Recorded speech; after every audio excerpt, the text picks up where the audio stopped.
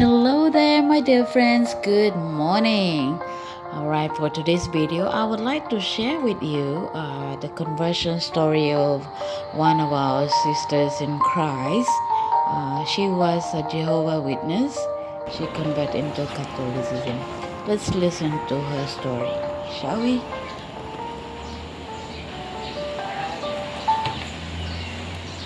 May nagtanong sa atin, good day ma'am, tunay na weak Catholics become Protestants and strong Protestants become Catholic. Always the truth prevails. Mari po bang malaman ang iyong conversion story? Shoutout sa'yo, Dale's Catholic Corners! Okay po, since birth, saksi na talaga ako. Lumaki akong saksi. Mga 30 years yata ako sa Jehovah's Witnesses. Pero naging Catholic ako kasi noon talaga marami ng mga tanong na hindi masagot sa religion ko. At saka mahilig kasi talaga akong magbasa ng Bible at saka mahilig akong mag-analyze ng mga bagay-bagay at saka logical kasi ako. Like, diba, nasa Biblia na ang ating Panginoong Jesucristo nag-utos sa mga apostoles na ang magandang balita ipalaganap sa buong mundo. Kaya yun, minsan sumasagi sa isip ko na kung inutusan pala sila ng ating Panginoon na ipalaganap ang magandang balita sa buong mundo, sana yung bunga nila, sana yung mga simbahan na naitayo nila. Syempre, di ba, inutusan sila na ipalaganap. Syempre, marami na siguro silang simbahan na naitayo sa iba't ibang parte ng mundo. Curious ako kung sana yun, at saka hinahanap ko yung simbahan na yun.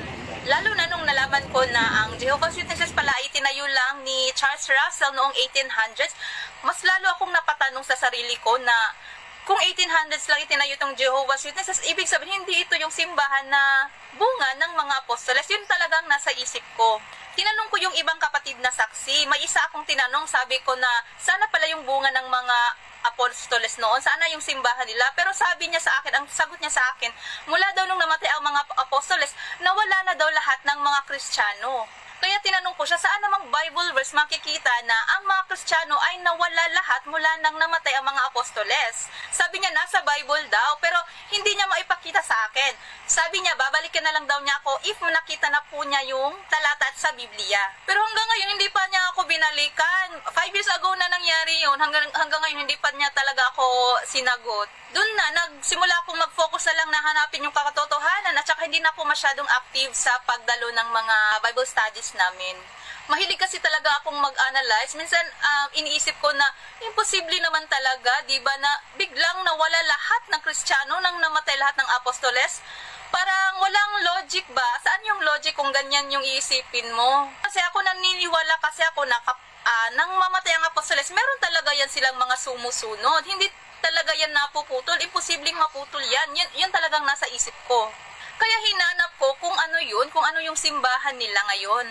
Noong panahon na yun, grabe nauhaw ako sa katotohanan noon. At saka grabe, umiiyak ako, nagdarasal ako na, God,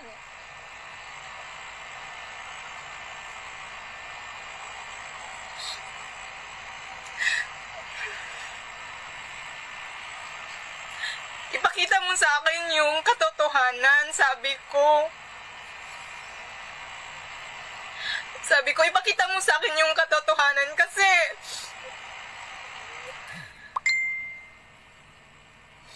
feeling ko wala akong bahay na masisilungan.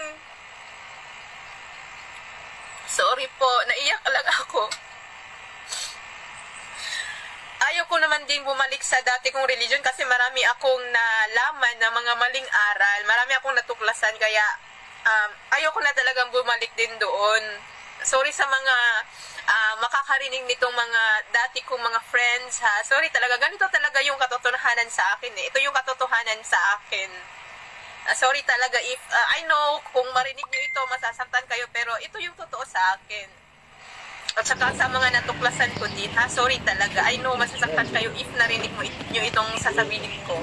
Kaya yun, sinimulan kong saliksikin din yung ibang religion, pero wala talaga kahit isa na mag-match sa yung doktrina nila sa Biblia. Lahat ng Bible verses, minsan tama naman, pero merong ibang Bible verses na hindi talaga match sa doktrina nila. Kumbaga may tamang aral naman sila, pero yung ibang Bible verses, contradiction doon sa aral na binibigay nila. At saka sa Catholic, wala talaga sa option ko na mag-Catholic kasi nasa utak ko na talaga na ang Catholic sumasamba sa ribulto, mali ang aral, wala sa Biblia ang mga aral. Ganun talaga yung nasa utak ko kasi yun naman talaga ang sinasabi sa dati kong religion, yun ang sinasabi nila sa akin na mali yung aral ng Catholic, ganun ba? Wala sa Biblia at sumasamba ng mga ribulto, Diyos-Diyosan, ganun talaga yung nasa isip ko. Kaya hate na hate ko yung Catholic noon. Parang allergic ako sa Catholic na religion noon. Pero ayun, dumating ang araw na wala nang ibang religion, Catholic na lang talagang hindi ko pa pinakinggan. Kaya wala akong choice, sinubukan ko na lang na aralin ang totoong aral ng Catholic Church. Nanonood ako ng mga debate ng mga CFD, minsan nagre-research ako, kaya yun, unti-unti ako nalinuwanagan dun sa mga akusasyon ko dati, dun sa mga akusasyon ko na ribulto ang sinasamba, Diyos-Diyosan, at saka wala daw sa Biblia, unti-unti akong naliwanagan talaga dun. Kaya yun, nasabi ko sa sarili ko na ang dami ko palang akusasyon sa Catholic na kung susuriin ko lang, ay biblical naman pala. Doon ko na na-confirm na nabulagan lang pala talaga ako noon. Ngayon, biglang sumagi sa isip ko na sino kayang founder ng Catholic? Curious ako kasi yung ibang religion, alam ko na kung sino ang founder ng Jehovah's Witnesses, ng Iglesia ni Cristo. Ngayon, naging curious ako, sinong founder ng Catholic? Sabi ko sa sarili ko, kaya sinearch ko online, nag-research ako. Dito talaga ako naiyak at na-shock. Hindi ko ine-expect si Jesus Christ pala ang founder ng Roman Catholic Church. Hindi ko alam, wala akong idea. Doon na ako, na-confirm ko na mag-Catholic na talaga ako. Kaya yun, yung mama ko, pinatawag yung ansyanos sa congregation namin kasi iba na daw ang paniniwala ko. Ayun, nag-usap kami ng ansyano. Yung ansyano is yung leader ng congregation namin. Nag-usap kami. Sinabi ko talaga na, brother, aalis na talaga ako, magtitiwalag na ako, magka-Catholic na talaga ako. Tapos, pinakaisapan nila ako na baka daw ma-change yung mind ko, pero hindi talaga desidido na talaga ako na maging Catholic. Kaya yun, inaksyonan ko na talaga, hindi na ako makapaghintay. Nagtanong-tanong na ako sa mga friends ko na Catholic kung paano ba magpabinyag. Kaya yun, pati yung mga anak ko, bininyagan ko. Last year lang nangyari yun. Last year lang ako nabinyagan.